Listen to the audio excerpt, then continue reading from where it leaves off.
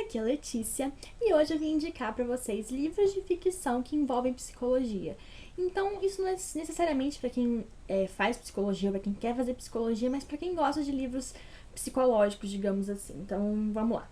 O primeiro livro que eu tenho para indicar é o Precisamos Falar sobre Kevin, que é um livro que vai contar a história desse rapaz que assassinou vários colegas de classe. E a gente, assim, no início a gente tem poucos detalhes de como foi isso, do que aconteceu realmente. Então, a gente vai aos poucos pegando os detalhes e mais pro final a gente entende o que realmente aconteceu. Mas é muito interessante porque ele é escrito na perspectiva da mãe, é a mãe escrevendo cartas pro pai. E a gente vai pegando algumas coisas que é muito interessante, por exemplo, desde a gravidez dela, que era um filho que ela não queria, as coisas que passavam na cabeça dela, a infância do Kevin, o nascimento da irmã dele, então todo o desenvolvimento mesmo dele, visto sob o ponto de vista da mãe, e a gente começa a pensar, será que o Kevin nasceu assim?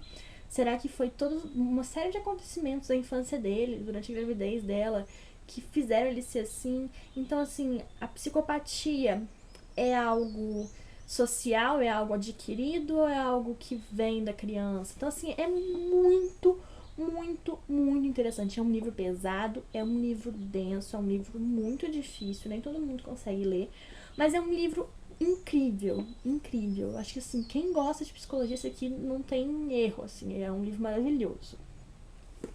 Minha segunda indicação é Admirável Mundo Novo, do Aldous Huxley. Eu não sei falar o nome desse cara. Enfim, o Admirável Mundo Novo é uma distopia, então vai passar num futuro relativamente próximo. E o interessante é porque esse livro é interessante para quem faz psicologia ou para quem gosta de psicologia, porque ele vai criticar, ele vai trabalhar determinadas coisas que são muito importantes. Então, por exemplo, aqui o Deus que eles idolatram, digamos assim, é uma mistura do Freud com o Ford, do Henry Ford. Então, assim, a maneira como isso é colocado é tão absurdamente interessante e, assim, ao mesmo tempo é muito doido. Essa daqui é uma das distopias mais fora da realidade, digamos assim, uma das mais extremas, por assim dizer. Mas, ao mesmo tempo, ela traz muita coisa para se pensar.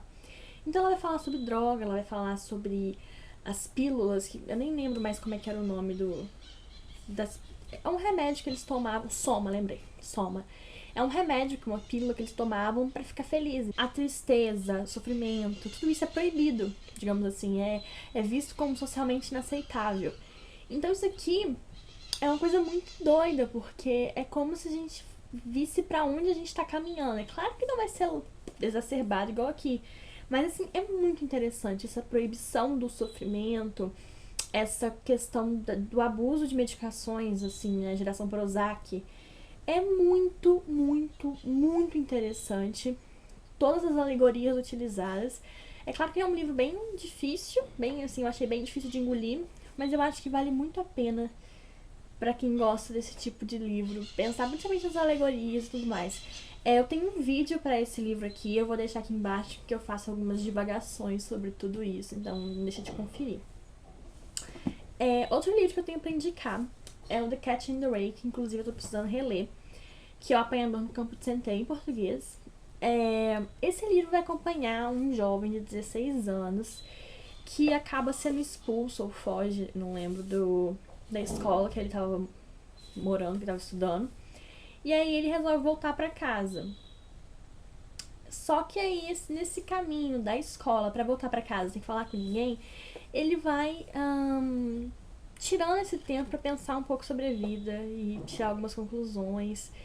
E assim, o Holden é uma coisa muito engraçada, porque ou você ama ele ou você odeia ele, assim, não tem meio termo, não tem ninguém que fala assim, ele é irrelevante, sabe? Ele é um personagem difícil, mas ao mesmo tempo é um personagem muito fácil de se relacionar, muito fácil de se conectar. Então eu acho ele muito interessante, principalmente por essa questão da busca pelo... o jeito como essa busca por si própria é colocada aqui. Então é muito interessante, acho que vale a pena de ler. Outro livro é Quarto. Esse livro aqui vai contar sobre uma menina que foi sequestrada quando ela tinha 19 anos e ela fica alguns anos em cativeiro. E o livro vai ser contado no ponto de vista do filho que ela teve com o sequestrador. Então, esse livro é interessante por várias razões. Uma delas é que o menino, ele não entende que o mundo externo existe. Para ele, só o quarto em que ele e a mãe moram, e só o quarto é real. Então, o que tem na televisão só existe na televisão, entendeu? O do lado de fora do quarto é o universo. É como se o quarto que eles vivem fosse o planeta inteiro. Então, assim, ver como isso vai ser importante, como isso vai influenciar no desenvolvimento desse menino é muito interessante, é muito importante. E assim, depois de um certo ponto, ver como que a mãe vai lidar com determinadas situações também. É um livro muito forte, é um livro muito difícil, mas é um livro muito, muito, muito bom. Assim, ele é muito bom, ele vale a pena. É angustiante em determinados pontos, mas não tem nenhuma cena assim de extrema violência, nada disso não. Mas vale a pena. Outra coisa, se você tem algum problema com questões de violência e imagens muito fortes, não leia Precisamos Falar sobre Kevin, porque ele é bem gráfico, digamos assim. Por último, eu tenho para indicar é o The Bell Jar, que é em português A Redoma de Vidro. Inclusive foi lançada uma edição nova há pouco tempo, então tá fácil de encontrar em português.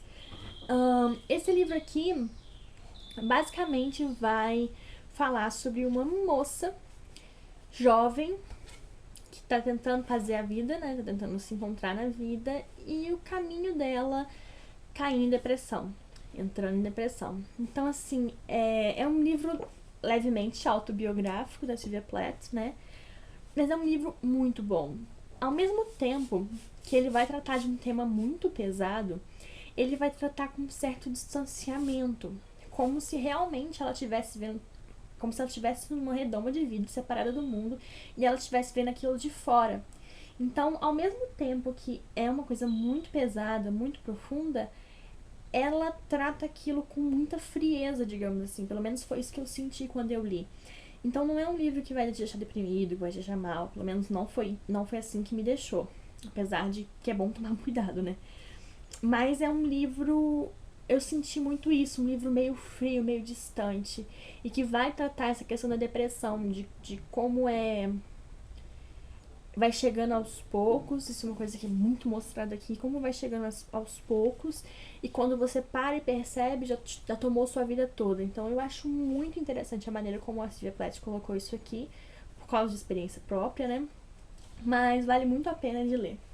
Então esses foram os 5 livros que eu tinha para indicar. Se vocês tiverem outras indicações, deixa aqui embaixo pra mim. Eu tinha até pensado em alguns outros livros, mas eu achei que esses eram mais prioritários, digamos assim, mais interessantes. Me contem se tem outros. E é isso. Até a próxima. Tchau.